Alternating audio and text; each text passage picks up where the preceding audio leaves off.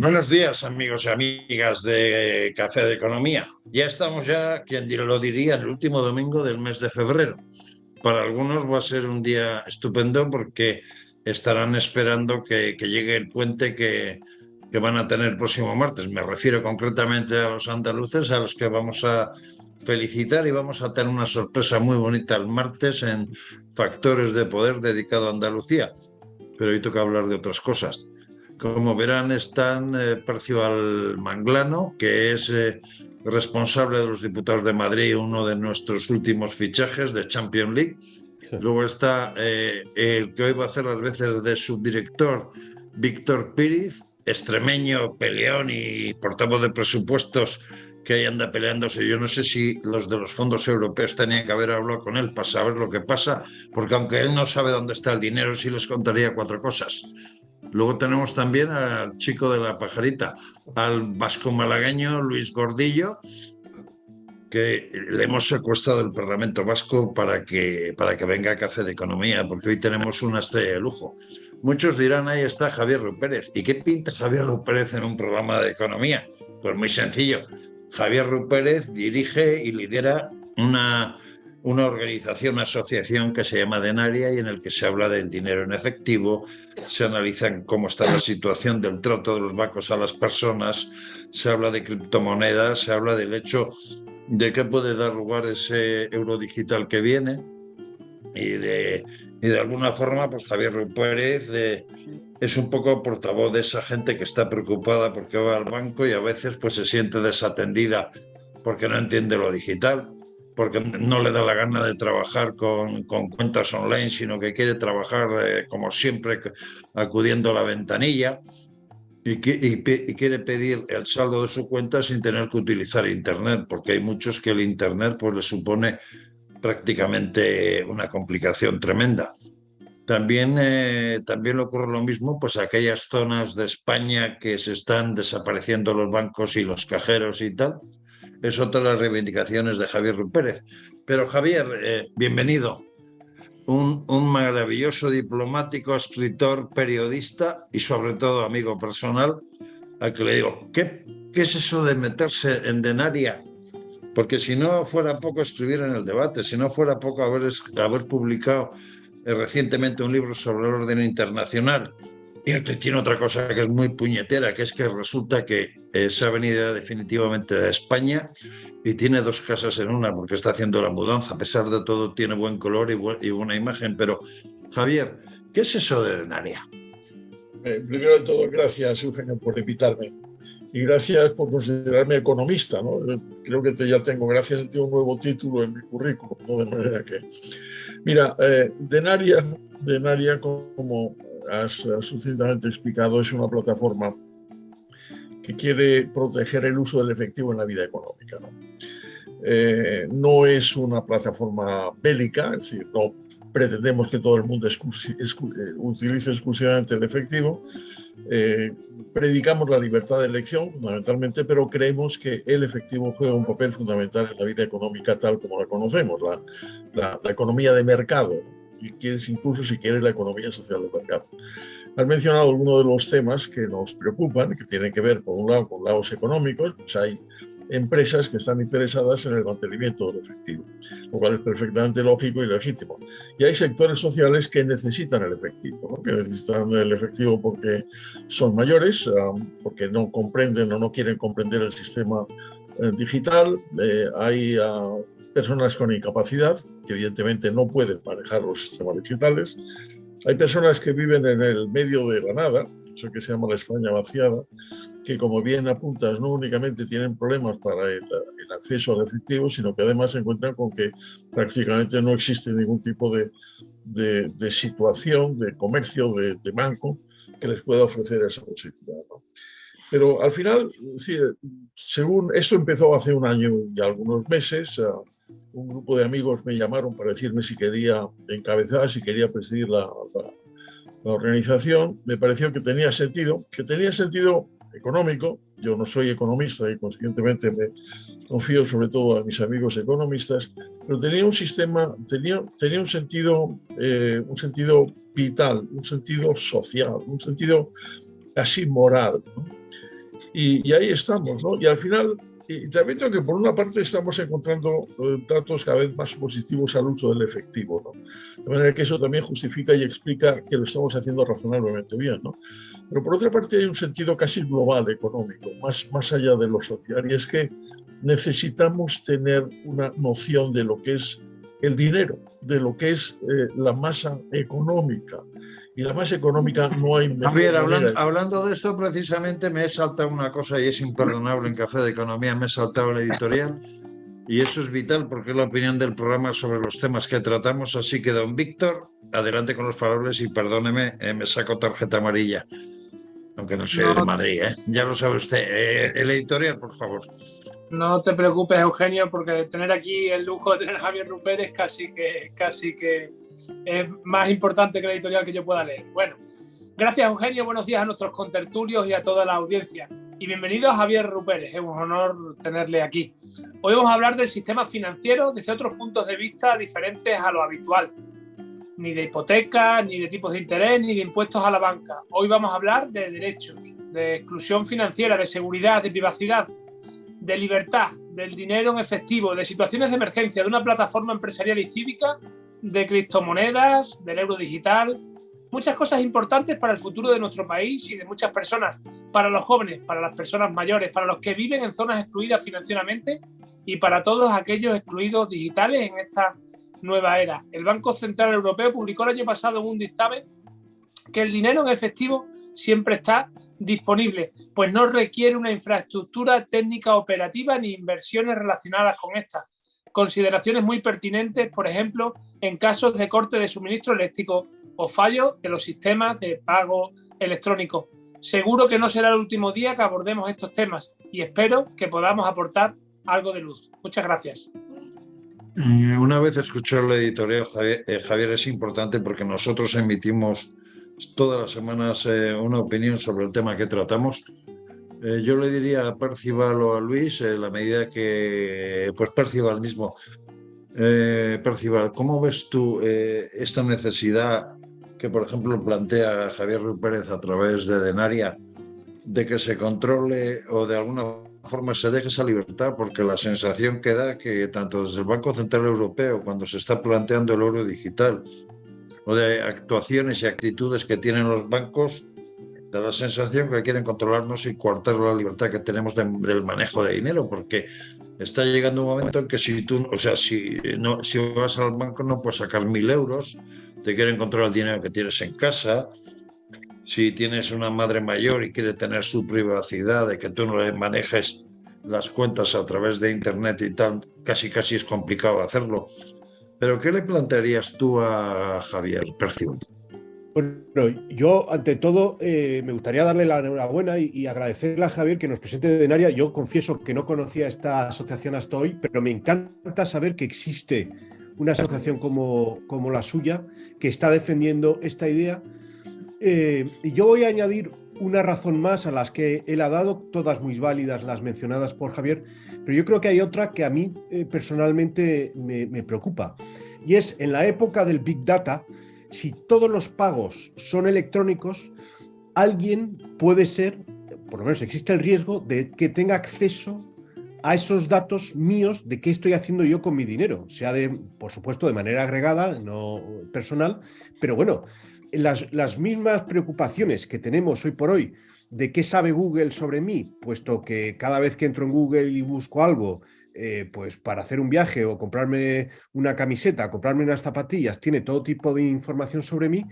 Eso yo creo que se multiplica todavía más si, llegado el momento, todos mis gastos, todos son electrónicos y están almacenados en algún sitio que yo no tengo muy claro en qué medida estarán protegidos mis datos, y llegado el momento alguien puede beneficiarse de esos datos, y lo digo por las empresas privadas, lo digo también por autoridades públicas.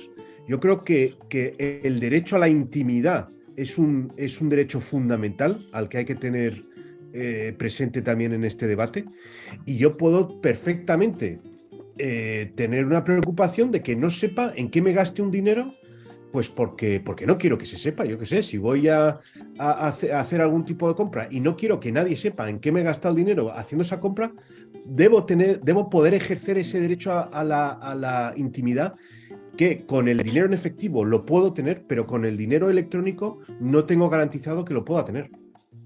Imagínate que quieres hacerle un regalo a tu mujer y que no quieres que se entere. ¿Por qué vas a ver tu mujer por movimiento de cuenta corriente a través de online que tú le has hecho un regalo de X y resulta que tú querías que fuera sorpresa?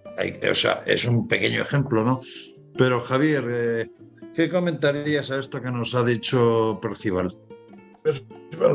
Percival, gracias. Estoy completamente de acuerdo contigo, ¿no? La verdad es que escuchándote, la primera reacción que tengo es invitarte a unirte al grupo, ¿no? Porque estamos completamente de acuerdo contigo y además lo que has dicho es uno de nuestros planteamientos, el tema de la privacidad, ¿no? Sí, efectivamente, cuando estás utilizando el efectivo, eres perfectamente responsable de lo que estás haciendo y además nadie se entera de lo que estás haciendo, ¿no? Eso tiene tradicionalmente una especie de referencia al fraude, ¿no? Al fraude entendido casi como aquello de los mafiosos que en Chicago se paseaban con unas maletas llenas de billetes, ¿no? Y la idea es que el efectivo favorece el fraude, lo cual es falso. Según todos los datos que tenemos en este momento, es mucho más numeroso el fraude en sistemas digitales que en sistemas de efectivo. De manera que no nos vengan diciendo que el efectivo favorece el fraude, porque no es cierto, porque en este momento los defraudadores no están en el sistema efectivo, sino que están en el sistema digital. Pero además tienes razón, porque es que lo que apuntas es un dato, tú mismo lo dices, es un dato que es social, que es moral, que es social, pero que es también político, ¿no? ¿Quién es qué país, qué sistema, qué sociedad es la que en este momento está utilizando todos los sistemas digitales precisamente para controlar al ciudadano de una manera total? Se llama la República Popular China. Y esa República Popular China, a través del sistema de control digital de lo que hacen los ciudadanos, ha llegado no únicamente a saber lo que hacen, dónde están, qué piensan, qué es lo que viven, dónde viven, sino además también a saber perfectamente en qué gastan sus saberes, ¿no? De manera que efectivamente no es únicamente un control económico, que lo es, sino además es un control social y un control político contra el cual tenemos que rebelarnos, ¿no? Sin por eso negar los sistemas digitales, la existencia de los sistemas digitales que tienen naturalmente su justificación y su uso. Pero estoy completamente de acuerdo contigo, es decir, es libertad, es privacidad, es capacidad de control. Es decir, todos sabemos que cuando estamos utilizando el efectivo somos capaces de controlar mejor los gastos que cuando sacamos la tarjetita y lo utilizamos para los gastos corrientes, ¿no? De manera que completamente de acuerdo contigo. Ese es un dato absolutamente vital, absolutamente central en lo que estamos haciendo. Tiene también toda otra serie de derivaciones, podemos hablar de ello también. Todo el sistema económico difícilmente podría subsistir sin la existencia del efectivo, pero únete a nosotros, que te recibiremos con los brazos abiertos. Luis Gordillo está en Bilbao, es catedrático de Derecho Constitucional, con lo cual él titular, de alguna manera nos puede orientar muy bien sobre si esto es constitucional o no. Y además vive cerca de la City, de aquel edificio grande del BBVA y de esa bolsa de valores que en Bilbao se cuida mucho, aunque todavía sigue siendo la tercera bolsa española. Pero, Luis, los bancos, el derecho a la intimidad que tenemos, la constitucionalidad de este tipo de medidas, no sé, son sugerencias, pero ¿qué le plantearías tú, aparte de tu opinión, a Javier Rupérez? Mira, bueno, la iniciativa me parece interesantísima y además, desde el punto de vista jurídico, yo creo que esto no se ha pensado correctamente, porque vamos a ver, la razón de elevar el control de esta manera, ¿no?, sobre las transacciones, para que casi todas ellas fomentar el que casi todas ellas al final dejen ese rastro digital, se entiende que es para controlar más y evitar que haya un fraude, ¿no? Digamos que es el argumento, para evitar el fraude, que casi todo sea online, porque luego es más fácil buscar y tal y plazar. Ya, claro, pero es que aquí hay algo que no hemos pensado y es un poco la proporcionalidad de la medida. O sea, usted quiere luchar contra el fraude, de acuerdo, pero el principio de proporcionalidad, que es un principio constitucional, por cierto, de origen alemán, establece que a la hora de restringir o limitar pues, el derecho, en este caso, pues unas actuaciones o unos comportamientos, hay que utilizar las medidas menos gravosas, menos lesivas de la libertad. Esto es un clásico ejemplo de matar moscas a cañonazo. Entonces aquí, desde el punto de vista jurídico, se me ocurren dos temas importantes que no se han analizado correctamente. Primero, el principio de proporcionalidad. ¿Por qué? Porque lo que se hace es limitar absolutamente a un máximo de 1.000 euros, creo que es ahora mismo la cifra, ¿no? Sí. El dinero con el que se puede hacer transacciones en efectivo. Por cierto, sin tener en cuenta la inflación galopante que hay, que esa es otra, ¿no? Claro, 1.000 euros por una parte. Lo siguiente, también se han quitado de en medio grandes billetes, de momento se han quitado los de 500, veremos a ver los de 200, los de 100, etc. Vale.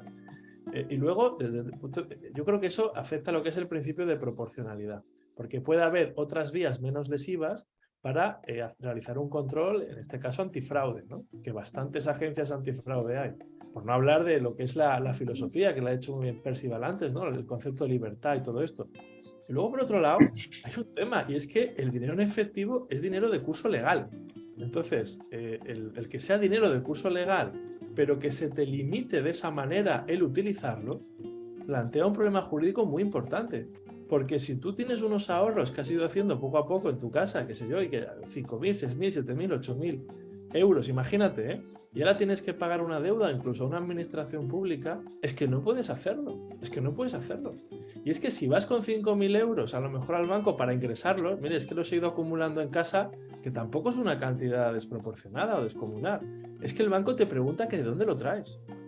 Que de dónde lo traes, que cuál es el origen, que no sé qué, y te pedirá nóminas, te pedirá... Es decir, yo creo que hemos llegado a un nivel que efectivamente se rompe lo que es la proporcionalidad y yo creo que se ha afectado bastante a un principio básico, porque la idea del papel moneda precisamente, que hoy día suena muy analógico y con esto acabo, la idea de crear el papel moneda precisamente es facilitar las transacciones y fomentar también lo que es el comercio. Entonces, comercio electrónico, digital, por supuesto, pero que ello no vaya tampoco en detrimento de la parte, digamos, analógica, en efectivo. Don Luis, que tiene estas ventajas. Don Luis, a Engaños Montero, como dice nuestro José Vicente, no le importa si usted y yo vamos por la Gran Vía de Bilbao y resulta como que usted y yo somos fumadores de puros y compramos un Rossi, un Partagás o un Montecristo, ¿no? ¿Qué puñetas le importa a Engaños Montero lo que hacemos? Si te parece, voy a pasar a Víctor. Víctor, tú eres de Alburquerque, un pequeño pueblo de Extremadura en el que cachis la mare. Ahora el pobre alcalde tiene que pagar 1.000 euros al mes a cada habitante por el pufazo que ha metido. Justito eso... para poderlo pagar en efectivo, va con los justitos, 1.000 euros cada 20 días. Pero en un pueblo de Extremadura, de Alburquerque como el tuyo, ¿cómo puñeta se va a arreglar la gente que casi no tiene cajeros, que casi le va el autobús de la entidad X al pueblo para sustituir a la sucursal? ¿Qué problema se puede plantear? Y luego, pues, no sé, coméntale o pregúntale también a Javier. Es que ese que haya puesto el dedo en la llaga del drama que se vive en la España vaciada con la cada vez más reducción de las oficinas bancarias en los pueblos. Con la desaparición... ¿Para vosotros, Alburquerque, qué os viene? ¿Un autobús bancario o tienen que ir en taxi a 25 kilómetros los abueletes para comprobar la cartilla o qué? ¿Cómo está? Alburquerque, que es el pueblo de mi madre, en Alburquerque es un pueblo rico, es un pueblo donde hay muchísima ganadería y muchísimo producto del ibérico y allí hay mucho dinero, por tanto están casi todas las entidades bancarias. Ahí iba Eugenio. Desde que desaparecen las cajas de facto, las cajas de ahorros tras la crisis financiera, las decisiones, y se convierten en bancos, las decisiones son eminentemente empresariales, con una cuenta de pérdidas y ganancias, y en función de esta cuenta de pérdidas y ganancias van cerrando o abriendo oficinas. Principalmente lo primero, cerrando. ¿Qué está pasando en la Extremadura rural, o en Castilla y León rural, o en Andalucía rural, en los pueblos pequeños? Que empiezan a no ser rentables las oficinas bancarias. Por tanto, están cerrando una tras otra las pequeñas oficinas bancarias. Primero están dejando de ir 5 días a la semana, van 3 días, después va un día a la semana alguien del banco, pero los costes operativos son altos porque tienen que mover efectivo, tal, y al final acaban cerrando. Y el problema viene también cuando acaban cerrando también los cajeros bancarios, los cajeros. Entonces, ahí sí que se limita el efectivo a que una persona que no tenga vehículo para ir a la localidad al lado no puede sacar dinero. Y esto genera un problema más allá del que estamos hablando hoy. Genera el problema de la incomodidad. Yo siempre digo que cuando queremos pelear contra la España vaciada, Eugenio, hay que por lo menos igualar las comodidades que pueda tener una persona en una ciudad. Ya no te digo una ciudad grande, en una localidad mediana, en una ciudad pequeña. Tiene que igualar, tiene que tener acceso a una educación de calidad, acceso a una sanidad de calidad y acceso a unos servicios financieros y económicos de calidad. Si no lo tiene, al final la gente, cuando tome su decisión de vida, su decisión vital sobre dónde establecerse, se terminan yendo a las ciudades y los pueblos se mueren. Por tanto, no solo hablamos de exclusión financiera, que también, y ahora voy hacia la pregunta que le quería hacer a nuestro invitado, sino que es que con este tipo de situaciones lo que se está es ahondando más en esa España a dos velocidades, en esa España vaciada a la que estamos llegando. Mira, yo estaba viendo unas estadísticas del INE sobre las personas que usaron la banca electrónica en nuestro país, datos del 2021, y se ve como de entre 25 y 34 años lo usa casi el 80%, y como de 65 a 74 años lo usa el 32%, la mayor parte de ellos extranjeros residentes en España. Este es el drama que nos encontramos. Las personas mayores ni tienen la formación ni la capacidad, ni muchos de ellos los medios, porque no lo tienen, para esos trámites bancarios a través de Internet. ¿Qué proponéis vosotros en Danae? ¿Cómo veis el problema? ¿Y cuál veis que puede ser una solución? Denaria, sí. Denaria, perdón, he dicho Denaria. Javier. Eugenio, no, vamos, básicamente yo les diría a Luis y a Víctor exactamente lo mismo que le he dicho a Percival, ¿no? que os unáis, ¿no? y participéis con nosotros en la misma aventura, ¿no? Algunas cosas que quiero subrayar. Primero, la proporcionalidad. Tiene totalmente razón Luis. Es decir, afortunadamente hay que recordar también que hay una ley del año pasado, de mayo del año pasado, en donde se establece la obligatoriedad de aceptar el pago en efectivo de las cosas. Bien es cierto que, como él también señala, la obligatoriedad está basada en los 1.000 euros, ¿no? Estamos en ese momento trabajando, ya llevamos tiempo trabajando para que esa limitación se eleve por lo menos a los 2.500, que es básicamente el límite por donde funciona el resto de las economías europeas, dicho sea de paso. Pero por lo menos el principio está muy claro. Es decir, recordemos que cuando vamos a un comercio, cuando vamos a un taxi, cuando vamos a un sitio donde tenemos que pagar una cantidad pequeña o grande por menos de 1.000 euros, tienen la obligación de aceptarlo, ¿no? Y nosotros tenemos el derecho de pedir que efectivamente se acepte. Eso me parece absolutamente... Y de luego el recuerdo elemental, es decir, el efectivo es el dinero de curso legal. Es lo que la ley establece como curso legal, casi como curso táctil legal, ¿no? De lo que es efectivamente el reflejo de la economía, ¿no? Y eso está muy bien visto en toda una serie de acontecimientos que estamos viviendo en este momento, que tienen un carácter casi anecdótico, pero por otra parte es enormemente significativo, como por ejemplo esos jóvenes que se equivocan al utilizar el llamado Bizum, porque no saben exactamente cuál es la cantidad de dinero que están pagando y en vez de pagar 10 euros pagan 1.000 euros, por ejemplo, ¿no? O, por ejemplo, también esas realidades que en este momento tienen bastantes padres, no precisamente mayores, que se encuentran con que sus hijos no tienen una noción de lo que es el dinero, no tienen una noción de lo que es el valor de las cosas, ¿no? Al fin y al cabo, el precio es el valor, ¿no? Y naturalmente el precio y el valor están perfectamente reflejados en lo que es la presencia del dinero físico. De manera que, desde ese punto de vista, lo de la proporcionalidad y lo del recuerdo del curso legal, de hecho, y ahora haré una referencia al euro digital, ¿no? Pero al mismo tiempo también estamos empezamos exclusivamente con el tema del acceso y el uso del efectivo.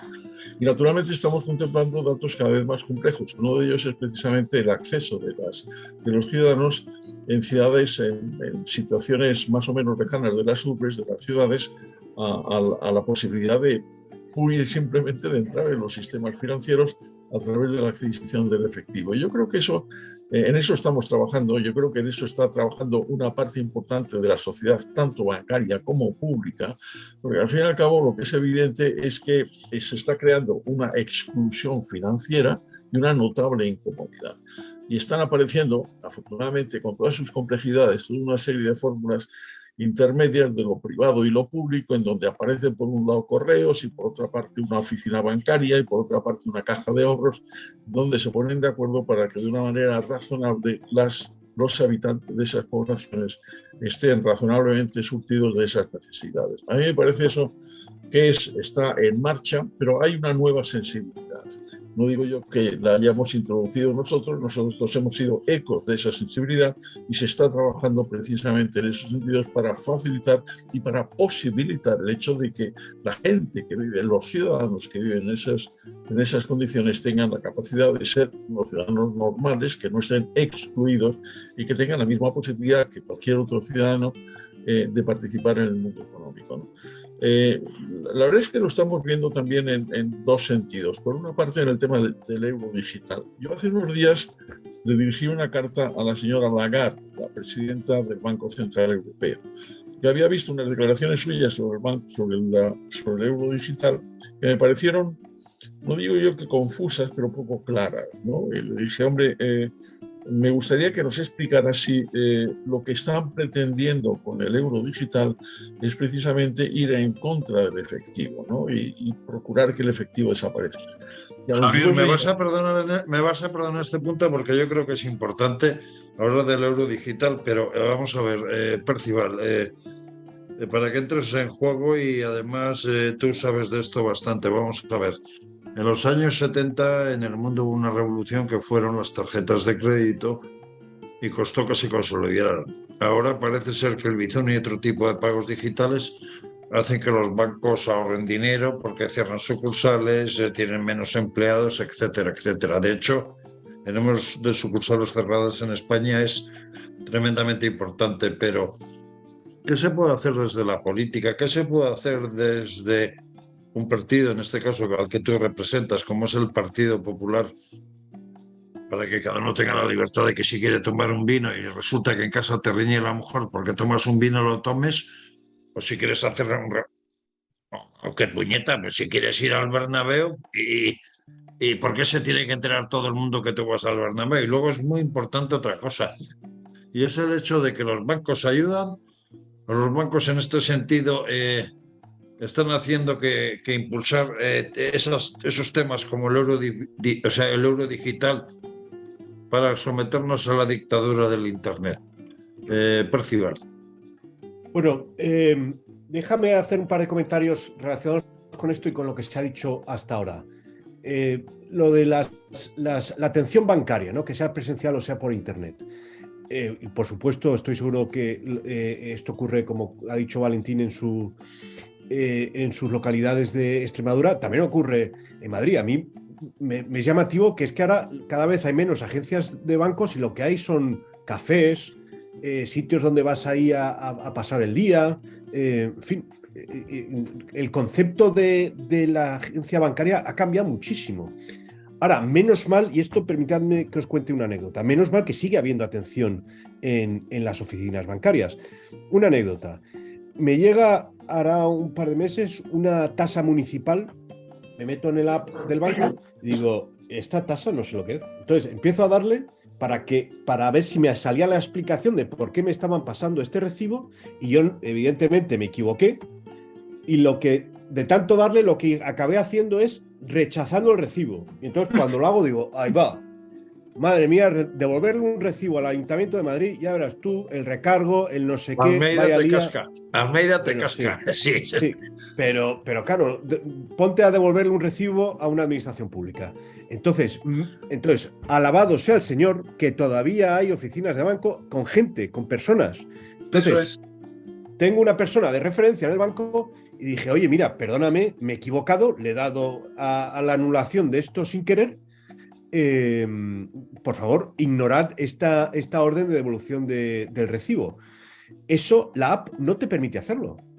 O sea, la evolución del servicio bancario no ha llegado hasta ahí todavía. Es decir, los humanos somos falibles, bueno, menos los de Podemos, que no se equivocan nunca, ¿no? Y menos aún reconocen sus errores, pero los demás sí que nos equivocamos. Y entonces, una app bancaria que no te dé la posibilidad de corregir tus errores es un infierno. Entonces, menos mal que sigue existiendo el paraíso de las oficinas bancarias que te permite hablar con los ángeles, no sé si lo estoy rebuscando demasiado, pero bueno, con los ángeles salvadores, que son los empleados bancarios, que te permiten resolver problemas cuando te equivocas. Bueno, entonces, tiene que encontrarse un equilibrio, ¿no? Y yo, como liberal, me vais a permitir que haga aquí un inciso liberal. La administración pública no es nada buena encontrando el equilibrio que tienen que encontrar las empresas privadas. Es decir, el que mejor conoce el mercado siempre es la empresa privada, porque vive de eso. Entonces, la demanda de servicios presenciales versus la demanda de servicios electrónicos es un equilibrio que es dificilísimo de encontrar. Y eso yo me fiaré siempre más de la empresa privada que de la imposición de la administración pública que obligue a hacer esto, lo otro, lo demás allá a las empresas. Entonces, puede haber desacoples a corto plazo, eso no lo dudo, pero espero que se dé la oportunidad, porque hay un mercado que exige y que agradece que haya servicios presenciales y que no todo el servicio sea electrónico. Javier, estamos con dos políticos que están en el Congreso de los Diputados y un político que está en un Parlamento autonómico. Hablan con Denaria, consultan, os reciben. ¿Qué pediríais a los políticos desde Denaria? Mira, mañana mismo me estoy reuniendo con varios políticos de varios, no voy a mencionar quiénes son, de varios partidos políticos. Es decir, Denaria es absolutamente transversal, no tenemos color político, ¿no? Porque nos parece que esta es una aventura absolutamente dedicada a todos y en el servicio de todos. Al mismo tiempo también lo que estamos haciendo es procurar introducir algunos cambios en leyes significativas, ¿no? Por ejemplo, hay una ley una ley larga, compleja, que se llama la Ley de Defensa Nacional, que está en este momento en trámite, en negociación en el Congreso de los Diputados. Y nosotros lo que hemos pedido ya, y hemos encontrado una respuesta bastante favorable por parte de los políticos, es introducir la noción de la reserva estratégica a favor del efectivo, ¿no? Que lo que quiere decir es que en caso de alguna catástrofe natural o no natural, política, bélica, de la que sea, en donde efectivamente nos encontremos sin ningún tipo de capacidad de comunicación electrónica o digital, sea el efectivo lo que se considere como reserva estratégica, ¿no? Nos parece absolutamente vital y importante, ¿no? De manera que, y desde luego desde ese punto de vista, la respuesta que estamos encontrando tanto por parte de los partidos políticos como por parte de las instituciones públicas, que es el Banco de España, o que es el Defensor del Pueblo, o que son los diversos ministerios que tienen algo que ver con el tema económico, son positivos. Naturalmente hay sectores que tienen también sus dudas, pues los bancos tienen sus dudas, mismo Percival ahora pues contaba alguna de ellas, ¿no? Pues naturalmente también hay que, no digo yo que comprender, pero por lo menos admitir que ellos también están buscando su negocio. Bueno, tienen su derecho, pero todos buscamos su negocio y hay que buscar nuestro negocio legítimo, colectivo, ¿no? Social, ¿no? Y hay que recordar que al fin y al cabo muchos de los bancos, cuando tienen problemas económicos, lo primero que hacen es recurrir precisamente a las ayudas públicas para salir adelante. Cosa que me parece muy bien, porque al fin y al cabo eso es favorecer también al interés público. Pero bueno, tengamos en cuenta lo uno y lo otro, ¿no? Y desde el punto de vista de los cajeros y del acceso de efectivo, desde el punto de vista del acceso a la presencialidad, me parece que es absolutamente básico que estemos en ello. Yo creo que comienza a haber una respuesta significativa de ese punto de vista, porque unos y otros se están dando cuenta. Y quería también recordar que la señora Lagarde, a través de sus servicios, 2 días después me contestaba diciendo que para el Banco Central Europeo la subsistencia del efectivo es un elemento básico de la economía europea. Y me daba toda una serie de datos que os podía facilitar de todas aquellas manifestaciones que el Banco Central Europeo ha hecho a favor del efectivo, ¿no? De manera que, digamos, es una tarea importante, es una tarea compleja, es una tarea en la cual también tenemos dificultades, porque así como nosotros no vamos con ánimo belicoso, sin embargo aquellos que quieren que el efectivo desaparezca tienen más bien un ánimo contundente y belicoso, y tenemos que tenerlo en cuenta. Pero mira, hace 40 años, cuando empezaron a aparecer las tarjetas y los sistemas digitales, los profetas dijeron que en 10 días el efectivo iba a desaparecer. El efectivo no ha desaparecido. Lo sabemos todos. Lo sabemos los que estamos aquí, lo sabemos incluso los datos que nosotros tenemos, ¿no?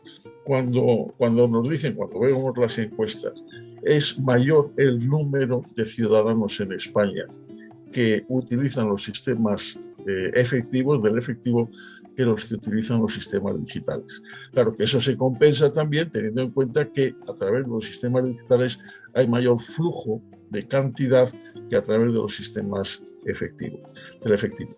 Pero la ciudadanía en números grandes sigue utilizando el efectivo, y además prácticamente el 70% de la ciudadanía española, según las encuestas, hemos encargado ya 2 encuestas en el curso de este año y medio, piden que exista el efectivo. No únicamente el efectivo, pero piden eso que estamos todos pidiendo, que es la libertad de elección, que exista el efectivo y consiguientemente que se respete la libertad del ciudadano para escoger el sistema que ellos quieren para hacer sus trámites económicos. Luis, pregunta, comentario, lo que...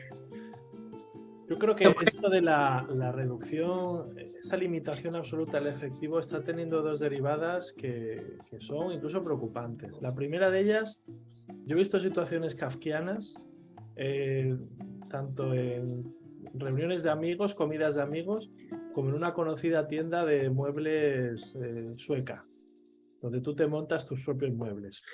Yo cada vez que he ido he visto una pareja que iba a comprar unos muebles y resulta que es que se pasaban en 200, 300 euros. La de las albóndigas te refieres, ¿verdad? Sí, exactamente. Y la propia... No vamos a decir el nombre, pero todos sabemos de qué hablamos. Pero la situación kafkiana es que ante una norma de imposible cumplimiento, porque es una norma de casi imposible, yo diría ridículo cumplimiento, en esa situación, la propia cajera le sugiere a la pareja que divida la compra en 2 y que cada uno pague una parte en efectivo para no superar los 1.000 euros. Segunda situación kafkiana. Yo presencié en una comida, éramos 20 y tantas personas y, oye, pues la comida al final pues fueron un poco más de 1.000 y pico euros. Y entonces, al final, claro, pagamos cada uno una parte en efectivo. Bueno, aquello fue un lío monumental el poder satisfacer esa cuenta. Otra vez otro fraude para trocear. Luego, nosotros en la contratación pública miramos mucho el troceo y el pitufeo de contratos, ¿no? Pues fíjate la situación. Y luego lo otro que veo, el otro comentario que quería también poner sobre la mesa es que el, digamos, criminalizar el uso y tenencia del efectivo, que es lo que está haciendo esto, en realidad está creando mercados paralelos también, ¿no? Es decir, en el ámbito digital, ciertas criptomonedas de uso de tal complejo, complicado, que están fuera de las regulaciones. Oiga, pues es que es todo, hay un efecto empuje por una parte. Y por otra parte, prácticamente parece que las operaciones que se hacen en efectivo pues tienen ya un contenido o están tachadas ya casi de una cierta ilegalidad, ¿no? Con lo cual, el propio uso del efectivo se está, digamos, considerando como algo feo, algo sucio, algo que no. Y cuando es todo lo contrario, porque como ha dicho muy bien antes Javier Rupérez, es que el propio uso de dinero en efectivo yo creo que forma parte en los pequeños o los jóvenes de una fase de educación del valor del dinero. Unas cantidades, digo yo, también razonables, pues es que no tienen ningún límite.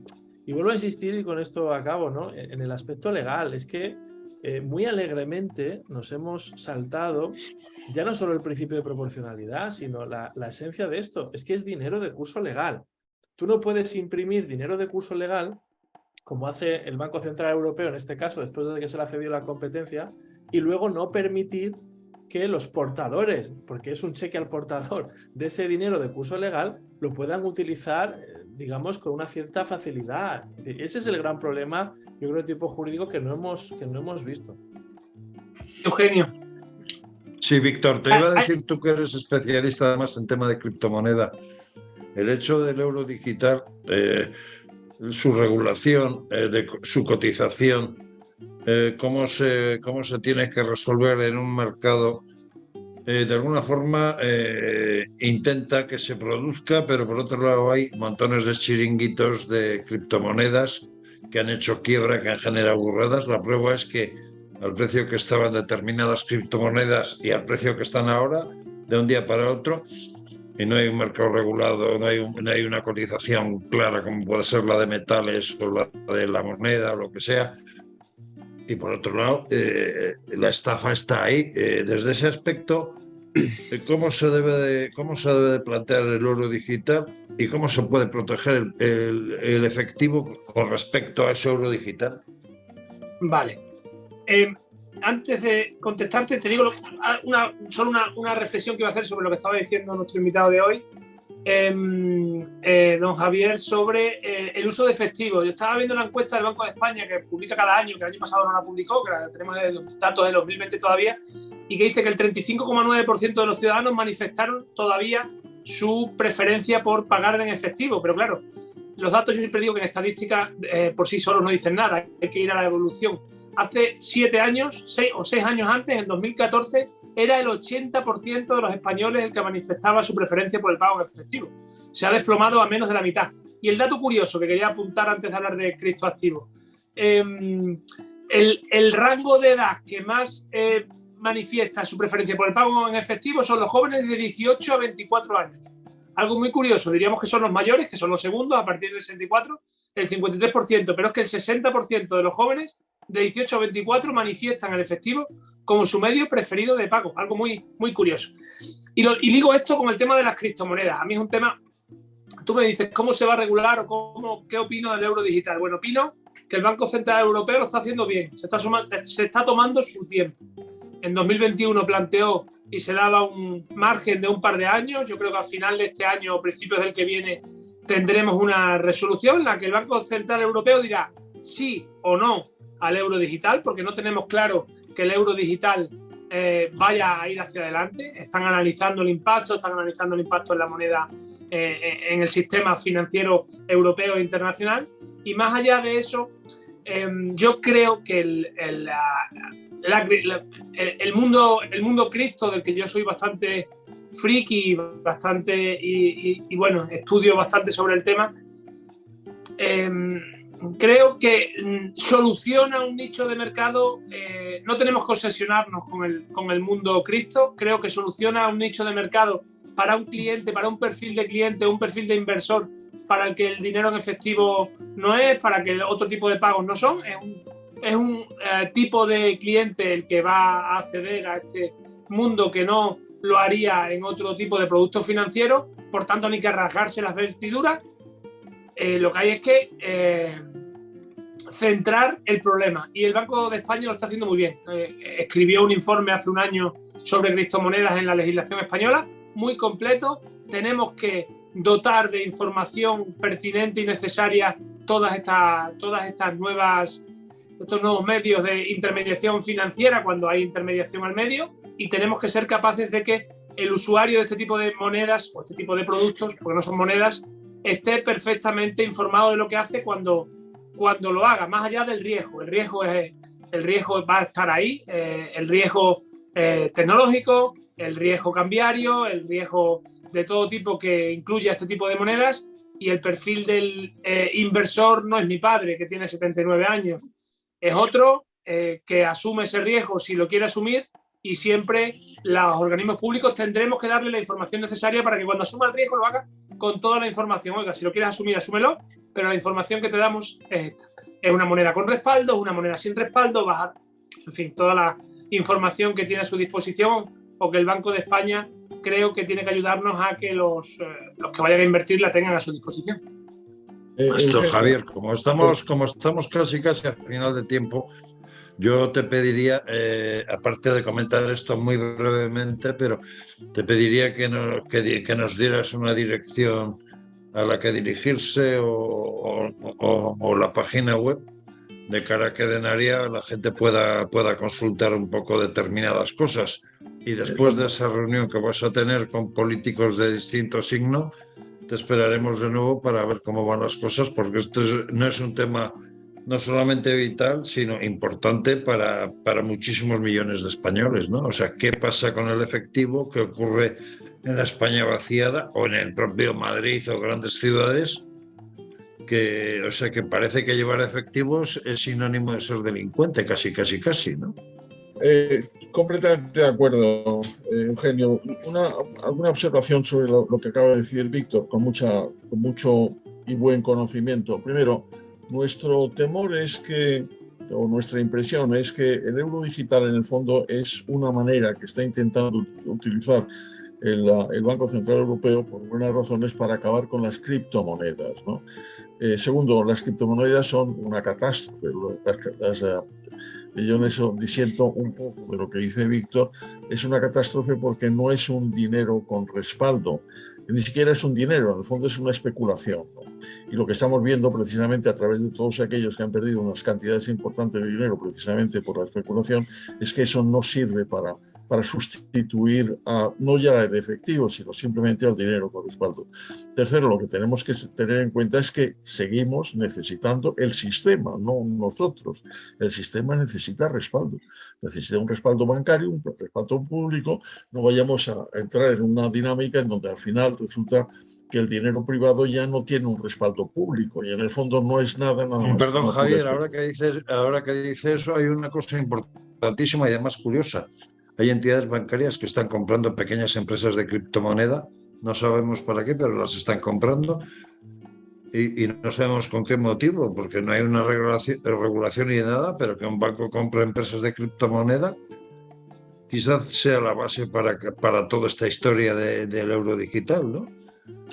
No, claro, ya te digo, no, nosotros tenemos la impresión de que el Banco Central Europeo, que no sabe muy bien cómo hacer con el euro digital, en el fondo tenemos la impresión de que no sabe muy bien qué es lo que es el euro digital, por eso van retrasando la aplicación del sistema. Lo que pasa es que tienen la preocupación de las criptomonedas y lo que querrían es ofrecer el euro digital como un sistema alternativo a las criptomonedas porque sí tendría una capacidad de respaldo, ¿no? Bueno, vamos a verlo. De momento, con euro digital o no euro digital, a nosotros lo que nos sigue pareciendo importante es que subsista el efectivo.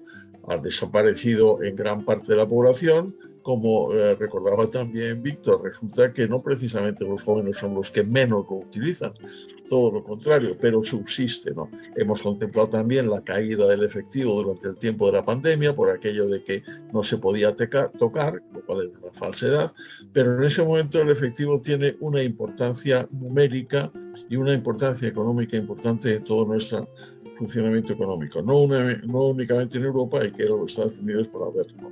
Y respondiendo a tu pregunta, estamos a disposición de todos aquellos que quieran hablar con nosotros. ¿Cómo pueden localizar a Denaria en la red? A través de un apartado de correos, con una web. ¿Cómo pueden localizar? Tenemos la web Denaria, simplemente entrando en la web www.denaria, ahí estamos, ahí estoy yo también, de manera que pueden entrar directamente en contacto conmigo. Me tienen en LinkedIn también, yo estoy también como presidente de Denaria ahí, de manera que estamos permanentemente a disposición de todos aquellos que quieran hablar con nosotros. Estaremos encantados, agradecidos y desde luego absolutamente felices de participar en una campaña, en un proyecto que no es únicamente económico, sino que es social, que es vital, que es ideológico y que nos afecta a todos directamente, que es precisamente la permanencia del efectivo. Pues Percival Manglano, Luis Gordillo, Víctor Píriz, muchas gracias por haber acudido hoy a nuestro programa. Y Javier, otro jaleo más, pero bueno, aquí los jaleos no te pueden. Es un gusto verte fenomenal haciendo estas cosas y además escribiendo y demás. Sabemos que tienes muchos proyectos, pero pronto volveremos a hablar de Denaria, porque eso, el dinero efectivo, es una parte de nuestra libertad y no hay gobierno, ni Lagarde, ni Draghi, ni BBV, ni Santander, Caixa que nos lo impida, porque está en la libertad individual. Gracias, amigos y amigas de Muchas gracias. Amigos, gracias amigos y amigas de Café de Economía. Este domingo hemos intentado no daros malas noticias. La verdad que estamos en carnaval, estamos en eso, pues salir a la calle, disfrazaros, pasarlo bien, quemar el besugo, la sardina o hacer el juicio del mar, como se hace allá por la Tierruca en Santoña, y a disfrutar. Gracias, hasta